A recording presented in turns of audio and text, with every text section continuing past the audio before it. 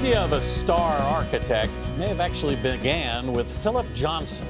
Johnson died in 2005, but we still live in the shadows of his skyscrapers, and people still visit his infamous home, the Glass House, which is now a landmark. A new biography, The Man in the Glass House, looks at the life of the controversial architect who was both loved and loathed in his lifetime. With his owl-shaped eyeglasses, architect Philip Johnson was easily noticed. How are you, sir? And he enjoyed the attention. You don't mind a little camera? No. He had a Barnum-esque flair for publicity. He's the architect, don't worry. After Frank Lloyd Wright, no American architect was more famous than Philip Johnson. Well, there's only one reason for my whole life, and that's art. And nothing else counts. Nothing else gives me pleasure. Nothing else gives me satisfaction. For his generation, he was the most prominent American architect. He was the first winner of the Pritzker Prize, the Nobel for Architecture. In his new biography, The Man in the Glass House, Mark Lamster deconstructs the architect who designed the New York State Theater at Lincoln Center, the Amon Carter Museum in Fort Worth, and the Crystal Cathedral in California, and whose buildings helped define the skylines of Houston, Boston, Pittsburgh, and New York. Almost every major American city has a Philip Johnson. Some of them are wonderful, and some of them are not super great. But they are ubiquitous. Johnson was the founding architectural curator at the Museum of Modern Art. But in the 1930s, as Hitler was rising in Germany, he suddenly left. And he threw away his career as a curator to try and become this fascist politician. It's a terrible moment in his history. Johnson's former secretary told the FBI he wanted to be Hitler in the United States. How long was his involvement in this? It was quite long, roughly a decade, where he's deeply invested in these fascist political ideas. By the end of World War II, Johnson had a change of heart. And he designs a synagogue for free. And he even goes on to build a nuclear reactor in Israel and befriend Shimon Peres. But the depth of Johnson's fascist period is the revelation of Lamster's book. Mark did find out that it was a little more extensive and a little longer lasting than people had thought. Yeah. And it's important to know that.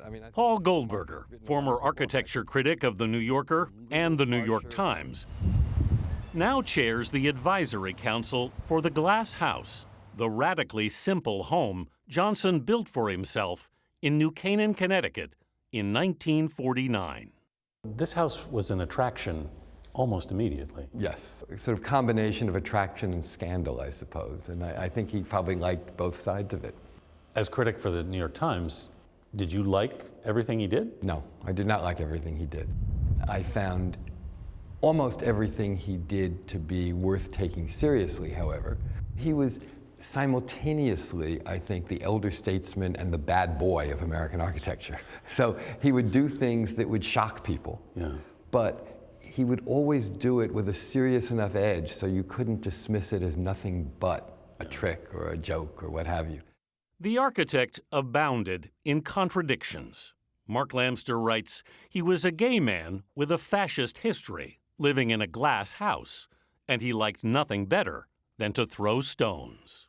At what point does he become a celebrity architect? It's in the 70s that he becomes a real cultural presence. He's on the cover of Time magazine, holding his plans for the AT&T building in New York with its Chippendale grandfather clock top. So he has become the public face of American architecture, much to the chagrin of many American architects. Why? They disdained him. He liked to proclaim that I am a whore, and he quite cynically claimed that he would build for anyone who would pay. In the 90s, Johnson began building for Donald Trump. The Trump International Hotel in New York's Columbus Circle was one of his projects. New York Times critic famously called it a solid gold ingot standing on end.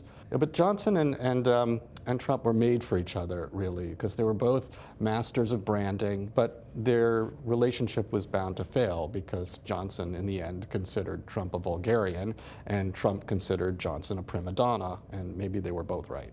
Good man, Johnson, don't you find? The architect was still going to the office at 92 when CBS caught up with him in 1999. I've got to get certain architectural, artistic, sculptural ideas across, and I got to work them out in my mind and get them built.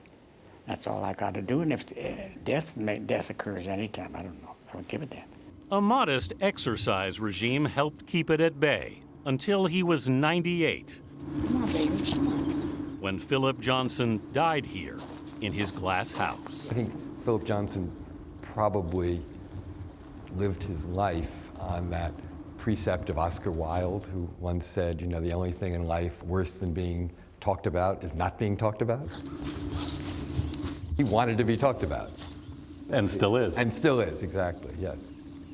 Yeah, we still are, and there's so many contradictions in Philip Johnson. I think that's the best way to put it based on what this book seems to say, because you called him a fascist. He was essentially trying to create a Nazi party in America and went off to do it himself in the 30s and into the 40s.